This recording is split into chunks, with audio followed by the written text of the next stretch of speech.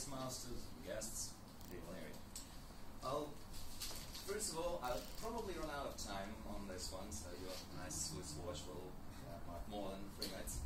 Because the first thing I will have to start with is probably to tell a little bit more about the objectives of the project, because I believe it hasn't actually been done by the Toastmaster or the general evaluation. And this project is a bit peculiar, because first of all, it is a scripted project. So it wasn't like your normal project where you have some technical objectives and you can talk about whatever you want. It was a project where I was supposed to give specific bits of information. So she had an outline she had to follow. And actually I was wondering how that would turn out, because there was some pretty basic and boring stuff there, but she managed to make it pretty entertaining. So that was cool. Another, of course, peculiar thing about this project was that it was, I'd call it recursive, because she was giving a presentation on how to give a better presentation. So, you know, it's like a man in the mirror, looking at man in the mirror, so it's like many, many recursive pictures. And that was what made it really, well, in addition to being peculiar, entertaining, and I would say there were some moments where we had what in theatre is called breaking the fourth wall, when you are talking to the audience and addressing your own performance. Like Nera said about the questions. So she said, and you should ask the audience a question like I did at the beginning of my speech. So that's, again, that is a nice touch. I actually like it. Now, I believe she has fulfilled the objectives for this project, which was to, basically to inform us how can you research your audience. Now, I have a few comments to make about this project on its non-peculiar properties, just as a normal project. So what I liked about it was, probably first of all, the sincerity and warmness of the presenter, as usual. The personal experience that she was able to weave into the presentation, because of course she has to give a lot of presentations in a professional capacity, so she had something to tell us about. Some catchy examples she used, like that one about the factory workers not willing to support the wildlife fund. Yeah, that was cool. The gestures were cool. They were confident, and he kept them in this area, which I personally believe is the best one for the gestures, the authoritative. You didn't use notes. Well, you probably did, but it was not obvious. So there was something lying here, and you looked at it. So that was cool. You had some great language, so it was nice. Probably our grammarian will have some comments, but I don't.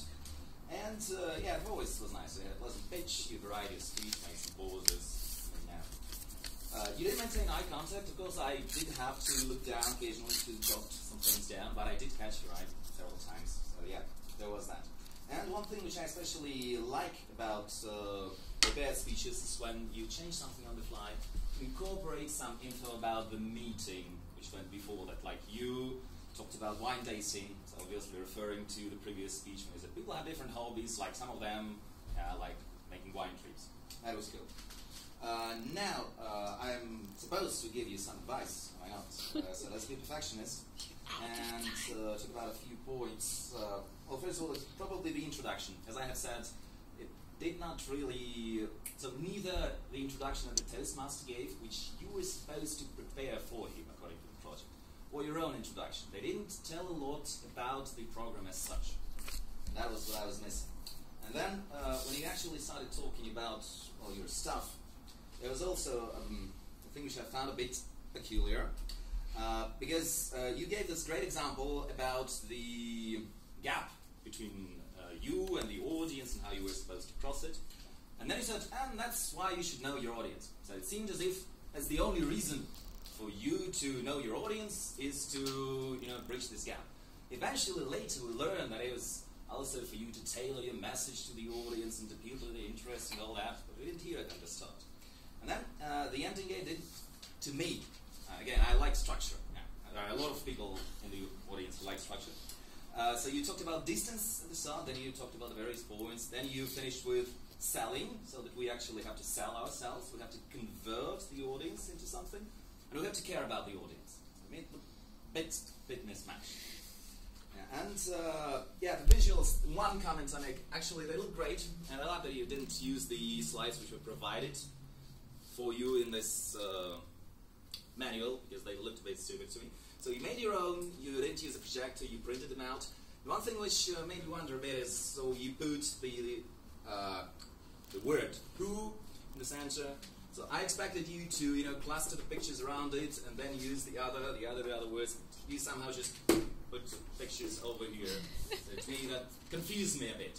That's again, that's probably a small thing which did not detract from the overall quality of visuals. And since I see our Swiss watch wielding timer looking at me angry already, I will make any other comments I might have later in private. And for now, congratulations on this great speech. At least to me, it is the first one of the better speaker series we have heard. And yeah, I think we are off to a great start. Thanks.